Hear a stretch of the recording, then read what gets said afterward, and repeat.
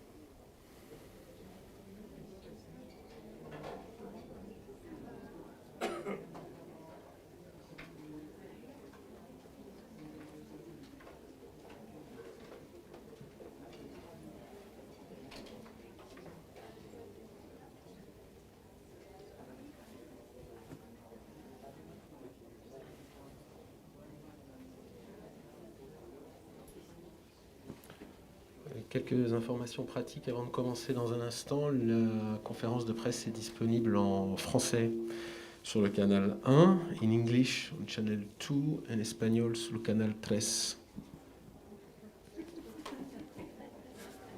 Ouais, c'est assez impressionnant, je sais.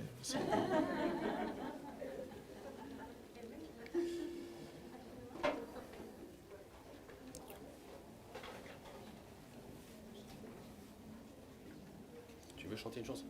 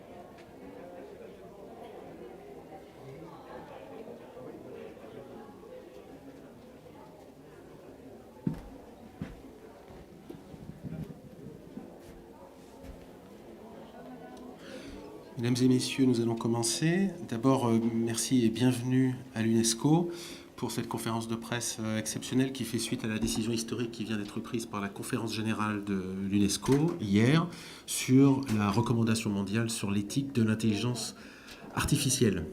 Je vais passer la parole dans un instant à la directrice générale de l'UNESCO et je vous rappelle que cette conférence de presse, vous pouvez la suivre en français sur le canal 1, in English on channel 2, en espagnol en canal 3. Merci. Merci beaucoup. Donc je fais pas trop long. C'est ça qui est bien. Bonjour à tous et bienvenue à l'UNESCO. Bonjour, bonjour. Donc je peux mettre comme ça, c'est mieux. On voulait vous présenter ce qui vient d'être adopté par la 41e conférence générale de l'UNESCO, une recommandation sur l'éthique de l'intelligence artificielle qui est inédite à la fois par sa substance, sa portée, son niveau de précision et sa portée à l'échelle de 193 États membres de l'UNESCO. Alors c'est l'aboutissement d'un travail de longue haleine que nous avons lancé au printemps 2018 à l'UNESCO. Et à l'époque, je me souviens que beaucoup pensaient qu'il serait très difficile, voire impossible, d'obtenir une base, je vois que certains s'en souviennent dans la salle, d'obtenir une base commune entre les 193 États sur des principes éthiques pour guider le développement de l'intelligence artificielle, tant le sujet, vous le savez, est sensible. Mais après ces années de travail, nous avons été récompensés par cette victoire importante pour le multilatéralisme d'aboutir à un texte qui s'empare d'enjeux du XXIe siècle dans une enceinte des Nations Unies et pour un sujet important, je le crois, pour notre futur à tous. Alors pourquoi ce texte ? Pourquoi cette démarche ?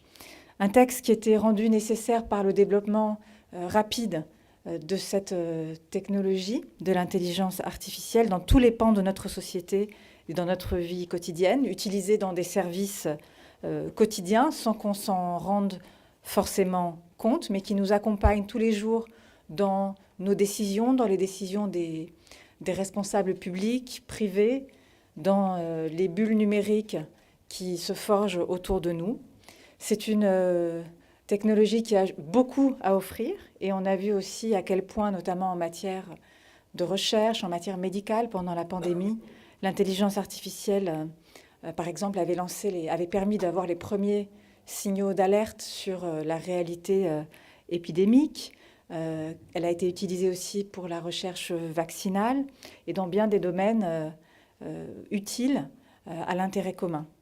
Mais c'est une technologie qui pose aussi des questions importantes, d'abord par son caractère peu intelligible, peu compréhensible par les citoyens, par sa relative opacité souvent dans soit la nature des données qui nourrissent l'intelligence artificielle, soit les algorithmes eux-mêmes et leur mode de fonctionnement, et par aussi les questions qui sont aussi posées par la fracture numérique qui parcourt à la fois les sociétés, à l'intérieur des sociétés, mais aussi entre les pays. Et donc tout ça pose un certain nombre de questions pour l'intérêt général. Autre question posée par l'intelligence artificielle, le fait que les innovations en matière d'intelligence artificielle sont concentrées aujourd'hui dans un relativement petit nombre d'entreprises, ce qui pose aussi question, par des déséquilibres dans ceux qui travaillent à l'intelligence artificielle, les concepteurs d'intelligence artificielle. Vous savez qu'à l'UNESCO, on a une longue tradition de travail, par exemple, sur la place des femmes dans les sciences. Lorsque nous avons regardé les chiffres, vous connaissez ce chiffre, c'est à peu près un tiers seulement des chercheurs qui sont des chercheuses, en général pour les sciences. Pour l'intelligence artificielle, c'est encore moins. On est autour de 20%, selon le rapport mondial sur les sciences que nous avons sorti il y a quelques mois. Et on sait que dans ces domaines-là, il y a encore moins de femmes donc, que dans le reste des domaines scientifiques et technologiques et d'innovation. Et là aussi, ça n'est pas sans conséquence sur la définition des algorithmes, sur leur but. Et on a là le même genre de questions sur les données qui les nourrissent, les données qui nourrissent l'intelligence artificielle, qui reflètent, elles aussi, des situations politiques, sociales, de façon directe, et donc aussi les déséquilibres qui existent dans la vie politique et sociale. Donc face à ce constat, face à ces risques, nous voulions réussir cette chose qui est d'avoir un cadre de valeurs et de principes relativement précis et pratiques, partagés à l'échelle mondiale, puisque pour avoir un cadre éthique dans un domaine si concurrentiel en termes d'innovation et de recherche, il faut qu'il soit partagé, parce que sinon, il sera dépassé par ce que fait le reste du monde à côté. Donc nous voulions un outil universel et un outil relativement précis, qui ne reste pas qu'au niveau des valeurs ou au niveau des généralités. Alors pourquoi le choix de ce type d'instrument, la recommandation, qui est une des familles d'instruments normatifs à la disposition d'une organisation multilatérale comme l'UNESCO? Si nous avons fait ce choix d'une recommandation, c'est parce qu'il nous a semblé que c'était le cadre juridique le plus adapté à ce sujet. Ça fixe un cadre normatif mondial et ça donne aux États membres la responsabilité de traduire ce cadre à leur niveau. C'est comme à la fois une source d'inspiration, un référent partagé, et en même temps, et c'est très important, il y a dans la recommandation un mécanisme de suivi, qui sera un suivi fait par l'UNESCO, mais qui sera partagé donc sous l'œil de chacun, du suivi de la mise en œuvre de cette recommandation dans les systèmes de législation, réglementation, régulation nationale. La méthode. Je vous disais, au printemps 2018, nous avons lancé l'idée. En 2019, nous en avons reçu mandat de la part des États membres. L'UNESCO a reçu mandat pour travailler sur cette question.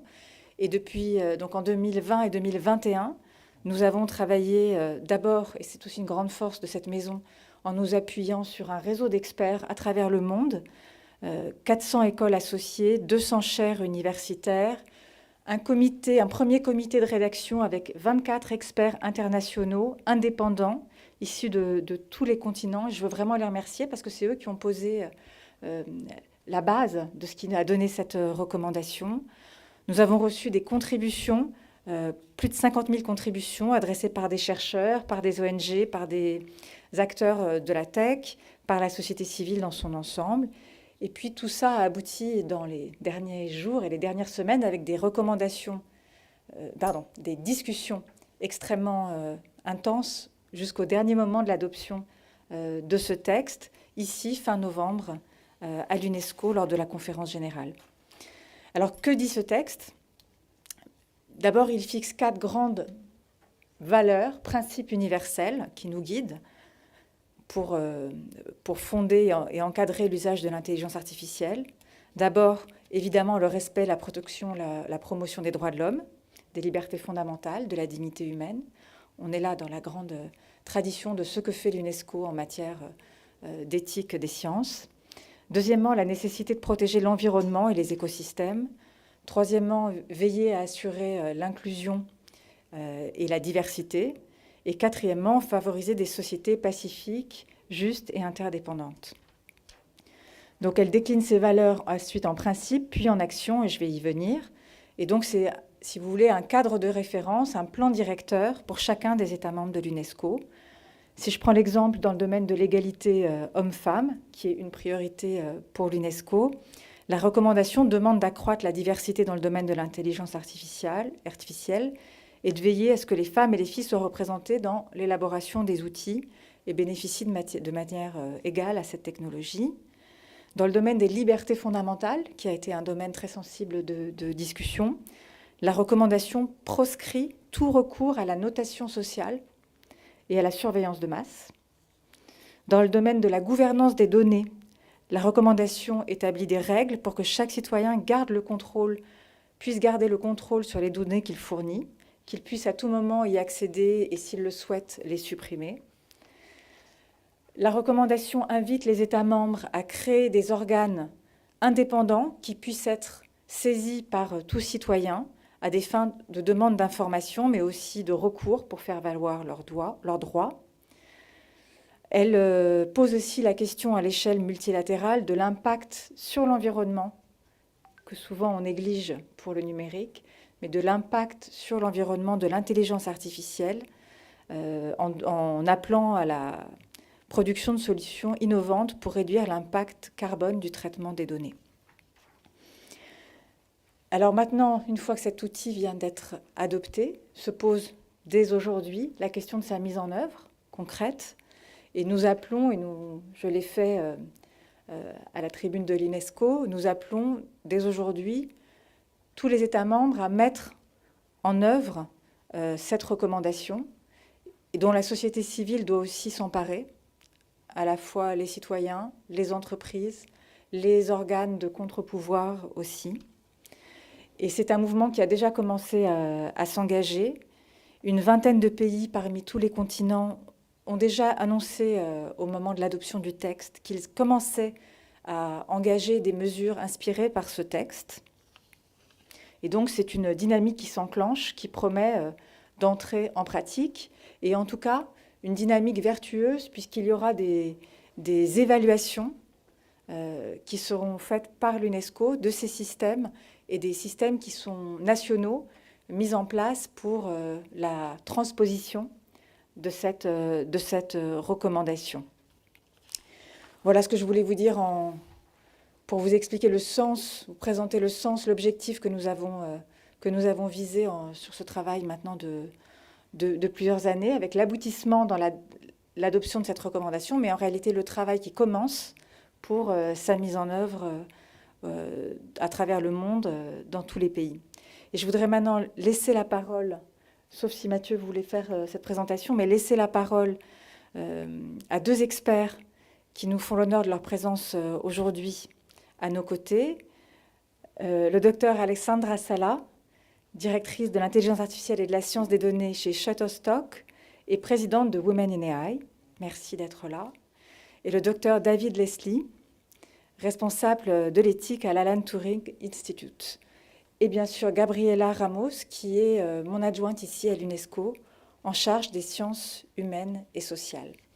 Merci beaucoup, merci de votre intérêt, et je vous laisse entre les mains de nos amis spécialistes pour toute présentation plus détaillée et les questions que vous pourriez avoir.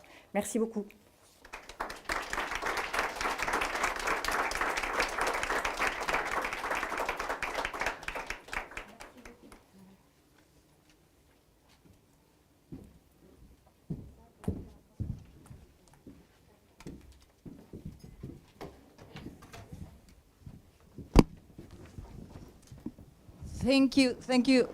Thank you so much, Madame la Directrice Générale.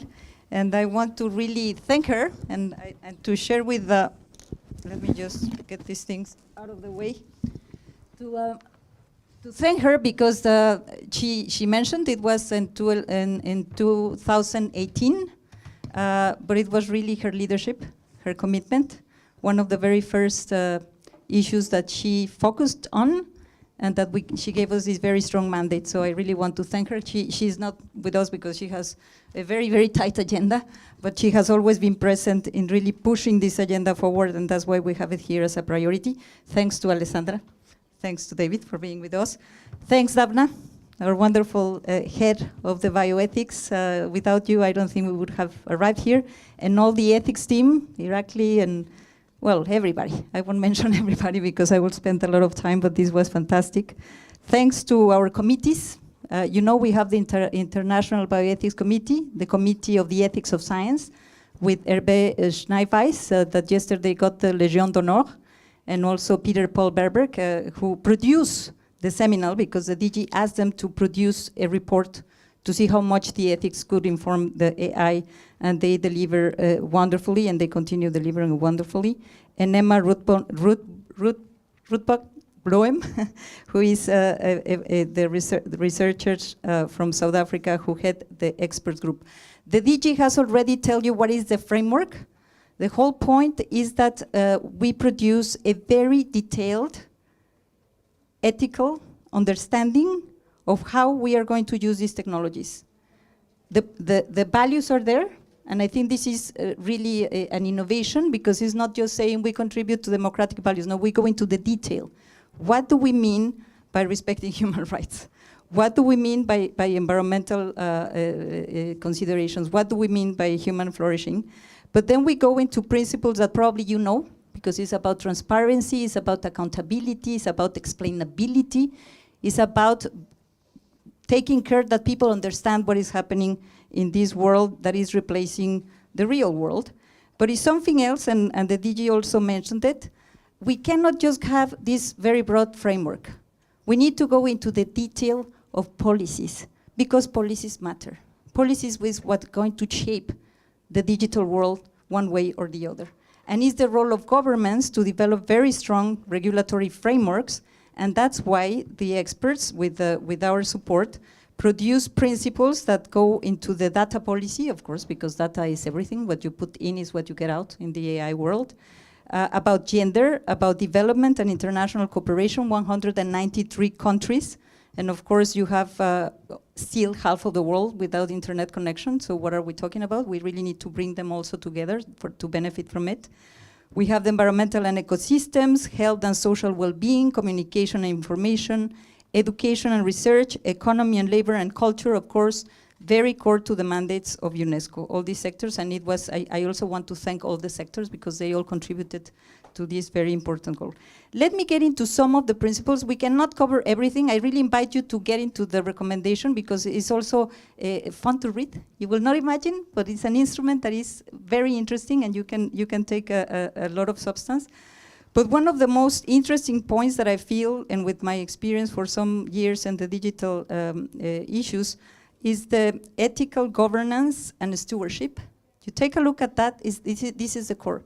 Because what we are calling is for members to step up their rules and regulations, the legislative actions, to ensure that human rights are respected in the digital world, to develop AI strategies aligned with the ethics, to develop certification mechanisms that then can be shared among the multilateral system, that they could recognize and exchange information, to strengthen up the auditing, not only the data sets, but also the algorithms, to create AI ethics officers. Very important to strengthen up the remedial mechanisms because they are not as clear as they should. The redressing, the investigative power of institutions when there is a wrongdoing, to follow a path where you really ensure that there is a rule of law online as we have it offline. Everything is about regulation, everything is about liability frameworks, and I think this is really important, and the capacities of states, because we always know that in many sectors, in the finance sector, in the technology sector, sometimes governments are behind the markets. We need to step up the capacities of governments to deliver. Second chapter that I want to share with you is the data. Again, what you put in is what you get out. If the data is of low quality, if it is not representative, if it is just talking to a certain groups and certain profiles, what you get out is, of course, discrimination, is unfairness. And this is important because more and more decisions in the welfare system, in the financial system, in the education system, in the labor, in the employment, is being taken with recommendations that are developed by artificial intelligence. And then if you don't get an interview, who do you blame? The algorithm? No. You need to have human oversight, which is something that the recommendation is also claiming. The right to privacy, this is going to be tough, but the fact is that data should be owned by the data subjects, and they should decide how they want to use it.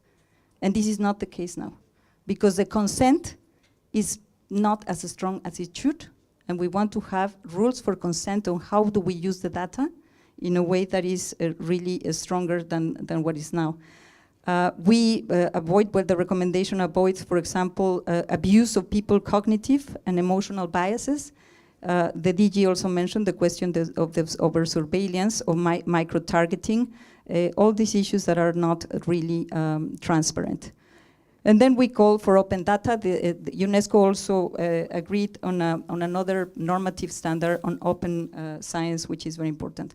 We will go for working with all of you and with all the institutions that want to work with us. I'm very happy because we have two tools, the ethical impact assessment, and we want everybody to use that ethical impact assessment. I'm calling on my dear friends. I know you will be working with us because we need the strength analytical capacities to develop the ethical impact assessment that will be used, we hope, by the business center, by the business sector and the public sector, whenever AI is developed. So you have the questions in terms of how representative is your data, how unbiased is the algorithm, how much you are taking care that the outcome, wherever it is really in line with what the recommendation is providing. We are going to develop the readiness assessment to support developing countries, have the capacities also to take advantage, but not only to use it as consumers, but also to participate in the development. And what we want to have is really a race to the top. This is the call of UNESCO, a race to the top. And using the recommendation to push for it with the early adopters, that is our members. I really want to thank our members. It was impressive, the way they all align. There were, of course, difficult conversations. I don't want to dismiss the fact that it's a very complicated topic, but the reality is that we have a fantastic group of members that were pushing for this, and they knew the world needs this instrument, and the Ambassador Al-Mullah from Kuwait, who was our chairman. We're going to launch the Women for Ethical AI, and I see Alessandra, and the Observatory of Ethical AI, and of course we have other works on digital anthropology. So this is it. I will give the floor to my dear friends here, but thank you for coming. Help us disseminate this. It's good news, and I think that we hope that in some years this will be a tool that everybody will recognize that changed the way we are developing these technologies. Thank you so much.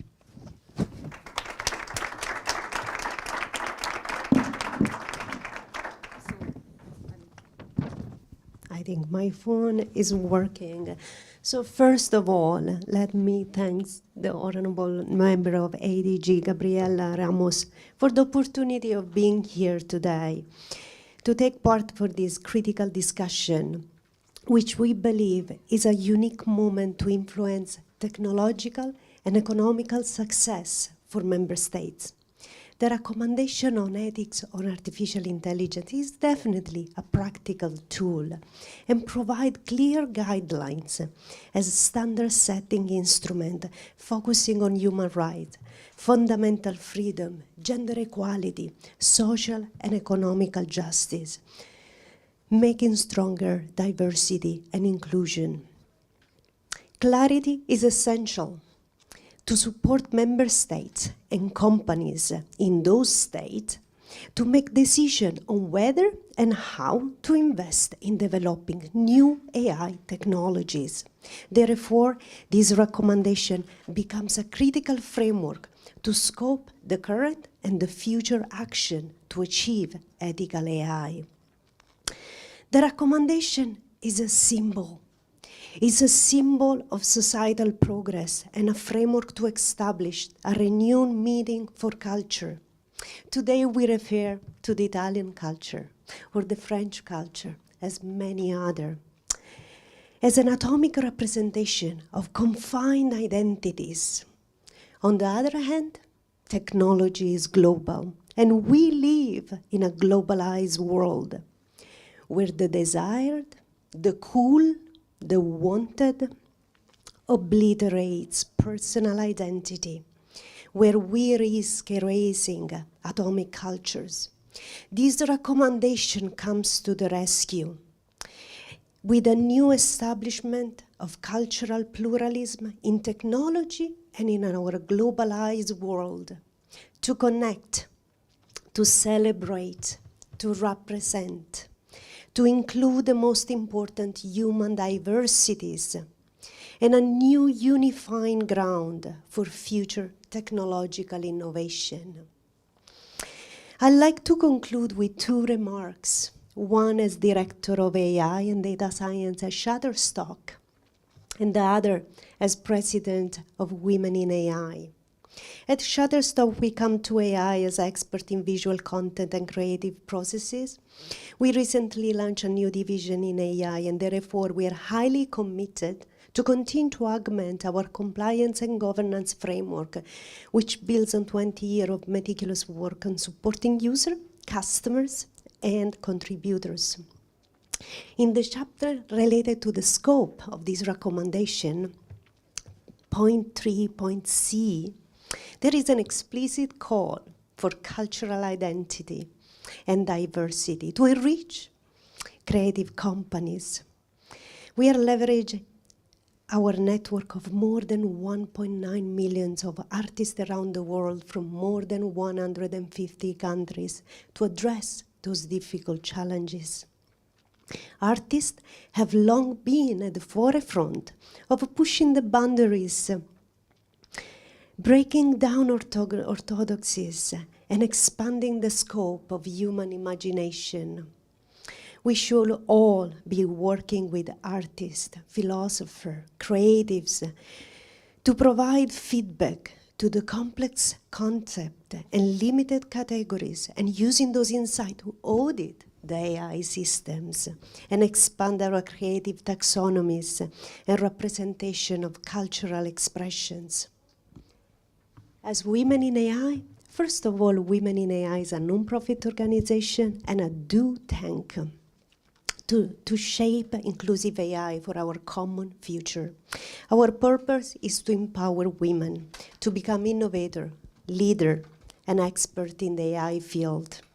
The recommendation in Policy Area 6 precisely addresses gender equality. I want to touch on the why this is so critical. Latest studies show that women are more likely to experience burnout, much more than men. During the latest COVID pandemic, women have paid a high price in their career, forced to leave their jobs because the uneven family care, like homeschooling and much more. We know women suffer from gender bias, discriminatory behavior, uneven pay. And for those who are lucky that are still in their job, we tend to overwork, to constantly demonstrate to our counterpart men that we deserve it. Women overachievement come at a cost. Understanding the ethics of AI, it's a shared leadership responsibility. And it's a leader's mindset and practice to be fostered between technical and non-technical leaders who have influenced in including the often excluded voices and directing fair and equitable tech outcomes. Thank you. That was beautiful, Alessandra. Thank you so much, because you actually read the cultural chapter of the recommendation and the gender chapter. So thank you, and thank you to Maria Gracia, who brought you here with the women in AI. David. Thanks so much, Gabriella. So we were asked to sort of reflect on the importance of the recommendation to speak in front of you today. And so what I really want to do is I want to ask you to listen to me, not necessarily as members of the press corps or as members of international or national organizations, but as impacted people, as human beings who are affected by artificial intelligence. Just a decade after UNESCO was founded, in June of 1955, the Hungarian mathematician and polymath John von Neumann published an essay entitled, "Can We Survive Technology?"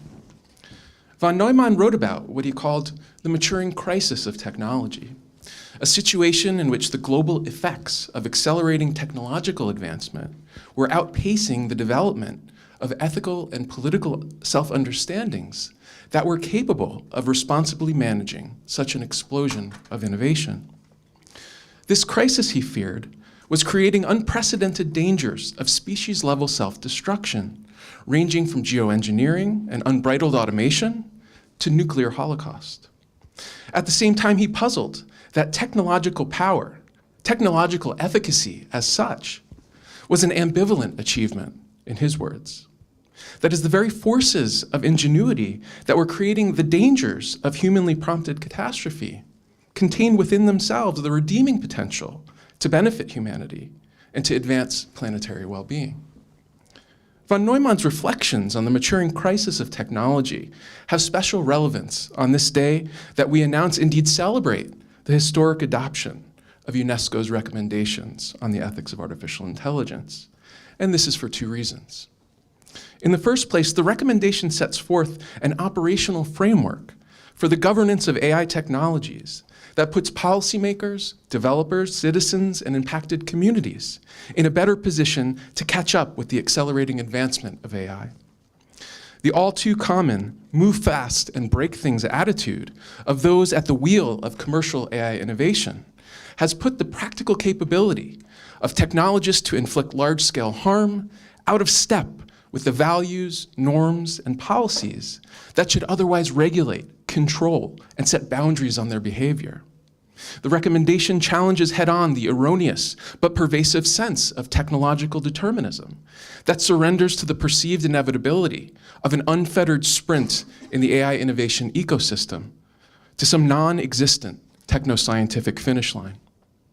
Indeed, it sets forth concrete policy mechanisms, such as ethical impact assessment and inclusive, transparent, multidisciplinary, and multi-stakeholder governance protocols that will enable societal stakeholders to rein in AI and to steer the course of its innovation in accordance with human dignity, human rights, fundamental freedoms, and democratically articulated visions of humanity's best future.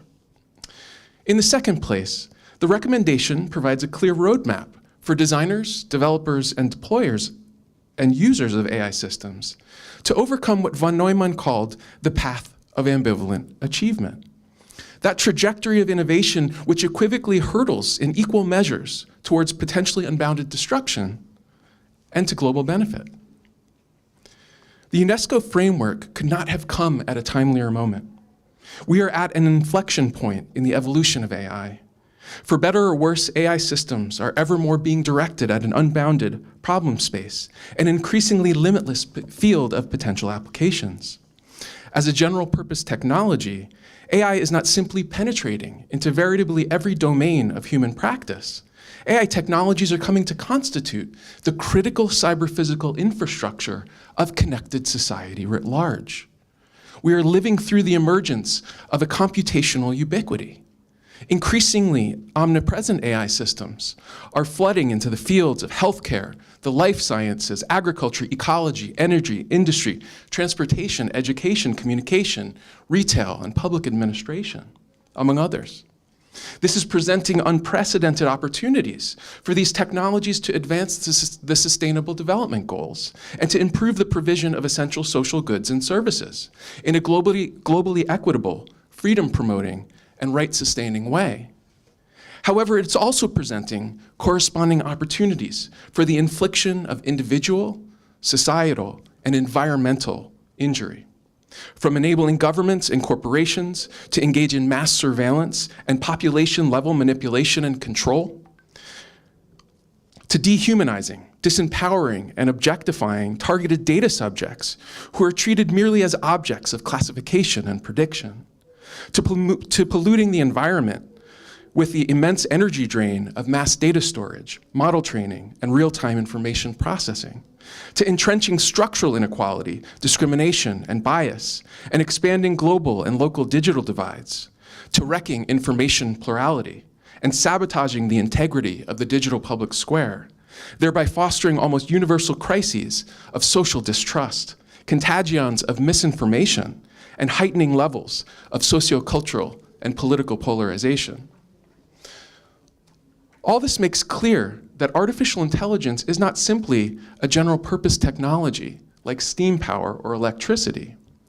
It is more essentially a gatekeeper technology whose producers and users uniquely hold the key both to the potential for the exponential advancement of well-being and to possibilities for the humanly prompted generation of catastrophic risks. What UNESCO's recommendation boldly sets forth is that it is the interconnected members of the human community as a whole that must ultimately choose which direction the key will turn, whether it is toward the future flourishing of our species and sustainability of our biosphere to the greatest good for all, or toward the anthropogenic realization of its most destructive possibilities, humanity's greatest bad.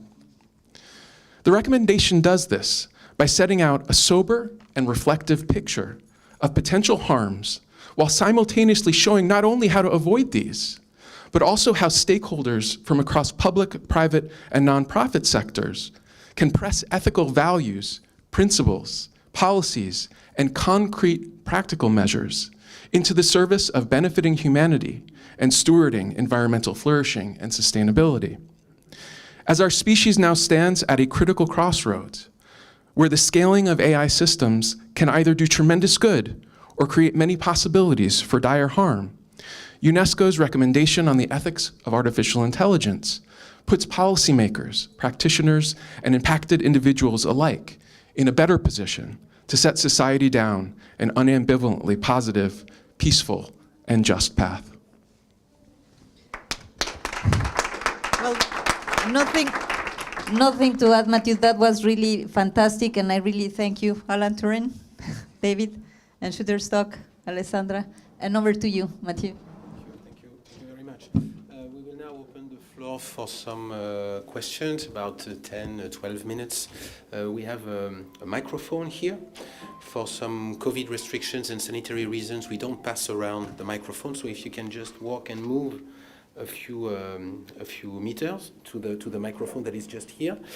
It's just here, exactly, and so each and everyone can have an opportunity to ask questions. And don't worry, after that, our experts coming from outside and our experts inside can spend as much time as you want to respond in detail to any questions you have.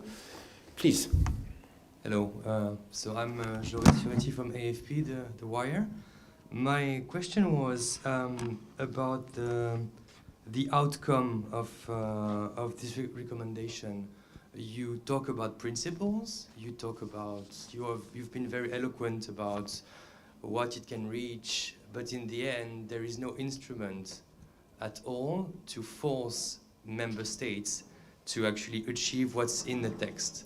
So what can come out of it? Why is it that good that you really seem very happy about it? But in the end, there is nothing in this recommendation that can force the member states to actually do what they promised to do. It's just a promise.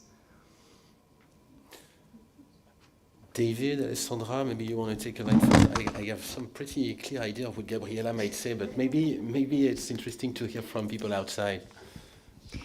Yeah, go ahead. No, please. It's a hot one. You take it. No, I think this is a very important question, mainly for industry that operate in those different states, and even more those industry that are operating across different states.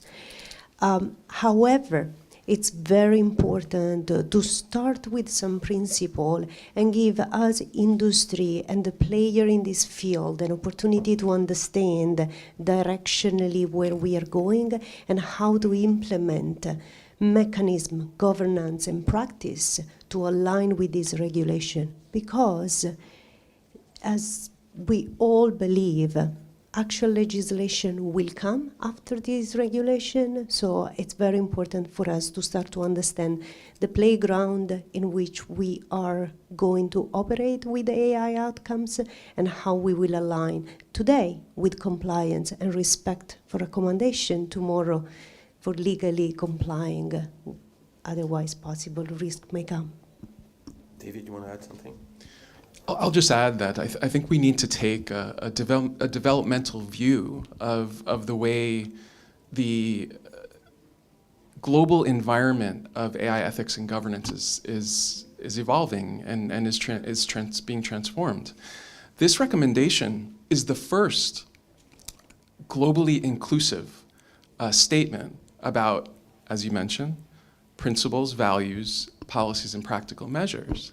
But even more importantly, what's happening along this path is the creation of normative and governance vocabularies that can then be taken up by the member states, by international organizations, which provide a kind of bridge from the initial articulations of principles and policies to the actual enforceable mechanisms of those policies. Maybe, I'm sure, Gabriela, you will have a lot to say, please. Well, I'm just adding, I really agree with my colleagues here in the sense that if this doesn't translate into legislative frameworks, it's not worth the paper it's written of, but it has very concrete mechanisms on how to translate what is the principles and policies into real regulatory frameworks. But let me tell you, you're also forgetting that outside the recommendation there is a multilateral system that makes these things work.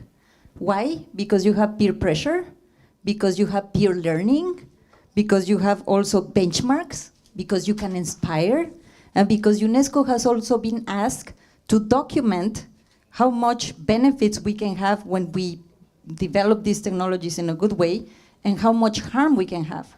So all these cases of when you have harm, policymakers listen, leaders listen. The evidence cannot be avoided. And therefore we will continue to produce knowledge to show how important it is for countries to do this. And I hope that members will be inspired. And then we will create this race to the top that I was mentioning. Just an answer which is, yes, can you hear me? Yeah.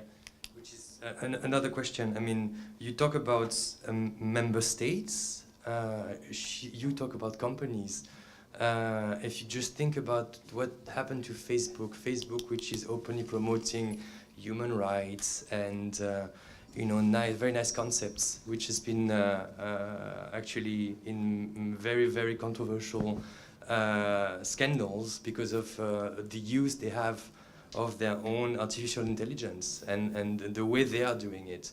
I mean, the states are the ones who can dream of something. The companies can actually achieve it. If you see how long it has taken to just tax companies, you know, in countries, it's been 20 years or more. I mean, now we're talking about something much bigger. How can you turn that into reality? It sounds surreal. It's great that you talk about taxes because we did it. I think that the companies are going to pay their taxes. The fact is that the main goal of this recommendation is that the self-regulation is over, okay? That's the goal. The voluntary agreements of companies is over. The governments have the capacity to shape markets, and they should take that responsibility. And that's our goal. And I think this is when you hear that 193 countries came together to define so much detail in terms of how they're going to do it. It's again rebalancing the power, because markets, governments are the ones that are going to tell how big is the big tech. They are the ones how much there is competition or not. They're gonna decide how much damage do you do to the kids or not. And they have the regulations and the legislations. And then they have the economic incentives, because it's not only about controlling the downsides. I don't want everybody to go out of here and think that we are anti-AI.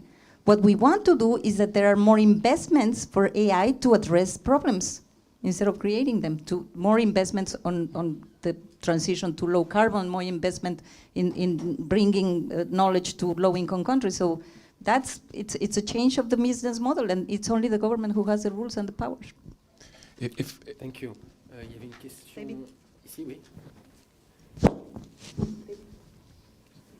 Ah, yeah. Vous m'attendez 2 petites secondes. Just one quick thing to add to this. I have a kind of exercise for you. I think that what you should do is sit with the recommendation, read it, and hold Facebook against the recommendation. Would what has happened with Facebook have happened if this recommendation has existed before? Think about the metaverse. What would happen were Facebook or Meta to take up these various governance mechanisms transparently and actually carry it out? I think that's really the question. It's a counterfactual rather than retrospective. Oui, si vous pouvez vous présenter et poser votre question. Alina Bassist and Monitor. I was, I think, 2 or 3 weeks ago at the summit also in Paris of the Global Partnership Artificial Intelligence Organization, which is working with the OECD. They were talking exactly about the same things, and they seem to be developing the same sort of regulation and ethics. So what's the difference to work with them? Isn't it overlapping? And in continuation of this question, why should UNESCO even deal with it? Because it's a subject, maybe it's not very politically correct to say it, but shouldn't be mostly countries that develop AI dealing with it, which is not the majority of member states of UNESCO? Did you get the last point? I didn't understand it. Yeah, okay. Gabriela? No, very, very fast, just to make sure that everybody understands that we work with GPI. UNESCO is part of GPI. GPI is a research-led initiative that is not dealing with policies, and it has a restricted membership. So they have, I think, 24 countries, something like that. We're talking about 193 countries in UNESCO, and therefore I think that this makes a difference. But we were working with them. They are developing the ethics for their own membership. That's fantastic. We're doing it for 193 countries. Countries that are in or that are out, the fact is that this is going to inform what happens in the AI world of 193 countries. So everybody's going to be listening, I think. I think a small follow-up.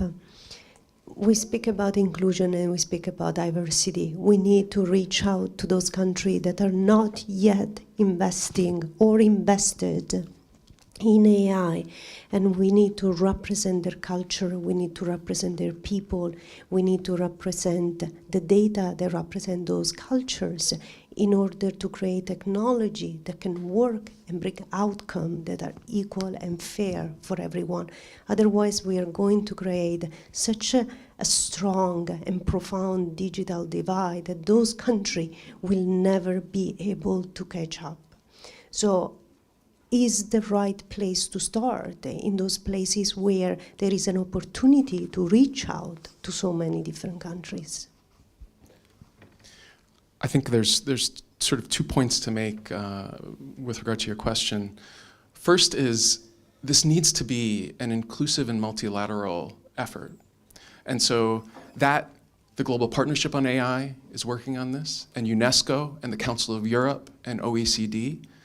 This is a necessary chorus in order to advance the thinking that needs to go into the development of the regulation, the development of the governance mechanisms. And so it's not as if one organization should do it and nobody else does it. This is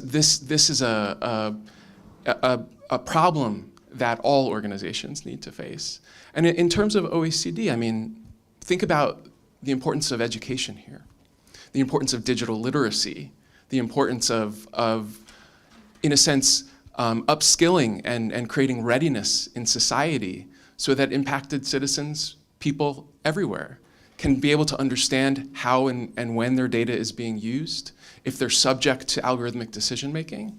If we don't have an educated and data literate public, we simply won't be able to, as I said in my remarks, take the reins of the technology. Also in science, AI is an innovation spawning and general purpose technology. And it will affect not just one science. It's not just life sciences or physics. It's going to affect every science. And for this reason, we really need to think about research equity. We need to think about the way that science is being developed. Are all member states, regions of the world able to access the kinds of innovation mechanisms that AI is providing that will advance the people who live there? And so these, just as 2 examples, these are really important components which make this recommendation about the ethics of AI extremely appropriate for something that's being engaged by UNESCO. Thank you very much. We are going to reach to an end. Just to complement on your question. Okay, I come back to you in 2 seconds. But there's a microphone here. I don't know if you want. Just to complement, just to make sure that, and just to make it clear, indeed, it's the widest and broadest conversation on AI ever. More than 50,000 contributions for over 193 countries in the world over the last 4 years. So indeed, it is part of an answer to what you said about the overlap and so forth. There will be the very last question, and don't worry. After we can take all the time you want, and then we have a surprise I'd like to talk about. Yes. Okay, yes, okay, thank you. My question concern If you can please African, inform your media. I am a freelance journalist, international freelance journalist. Well, my question is about African countries, because most of them don't have access to internet. So I think we are talking about two different worlds. So I don't know if you have tools for those countries also. What can they do? Because most of them cannot control anything. Thank you. Thank you. Gabriela, you want to take a shot at this one, maybe?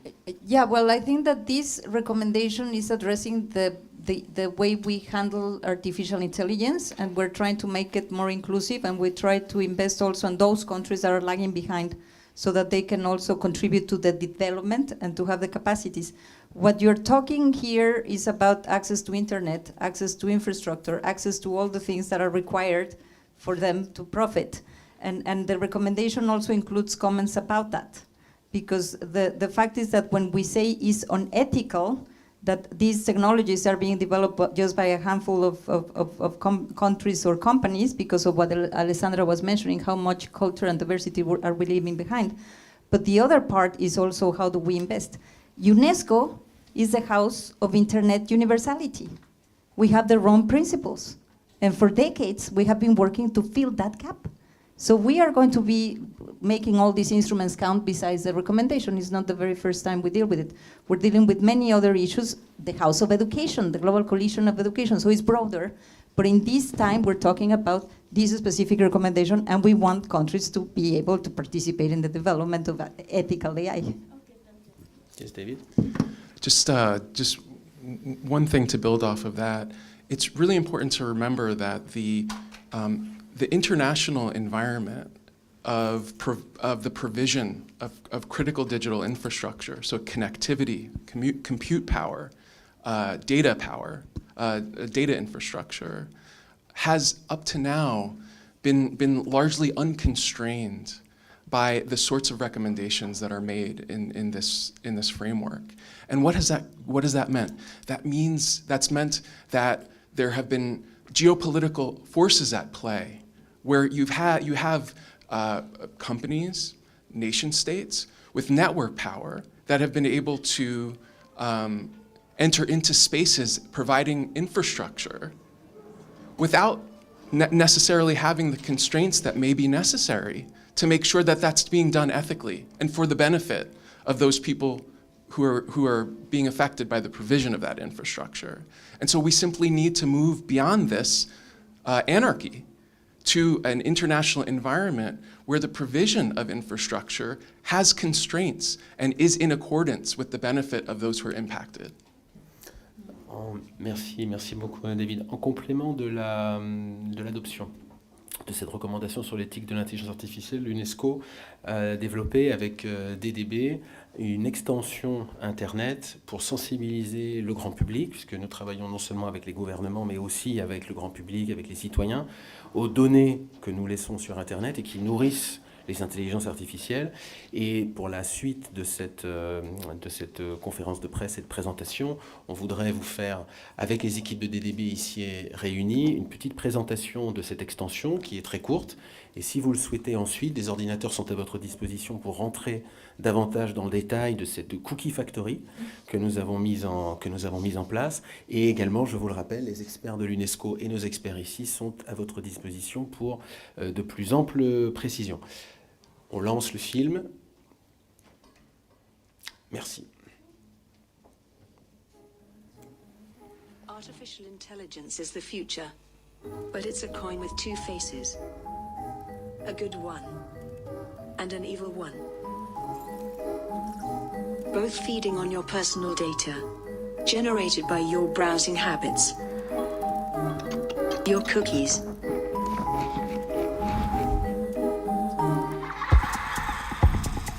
This is how you attract on the internet.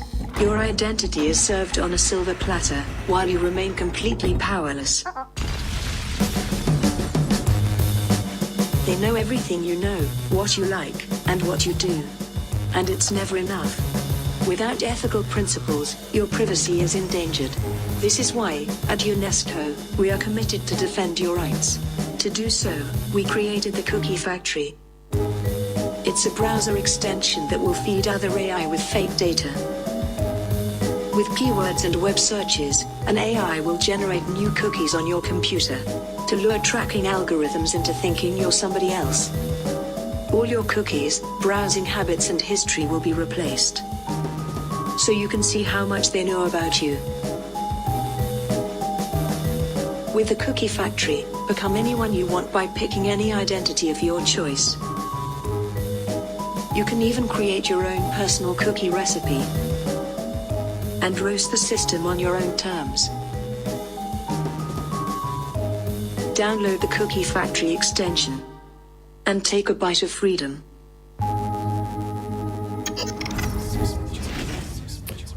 Merci beaucoup. Thank you very much, everyone. Now, as I said, for those who want to test the Cookie Factory, computers are here available. And for those who have any other additional questions, the team is here at your disposal, both here on the stage, and also I see some UNESCO experts behind. Thank you very much for your attention. Thank you.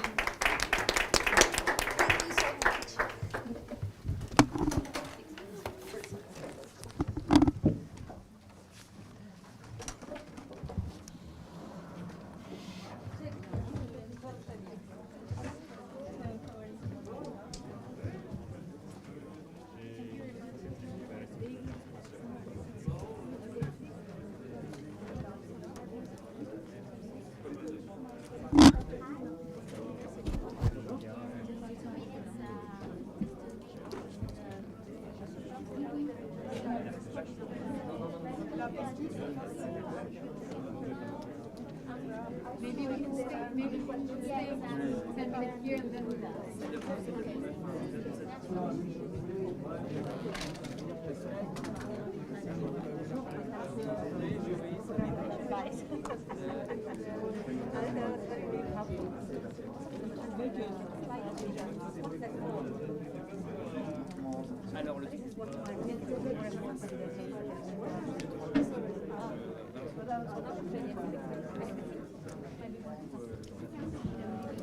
Yes, question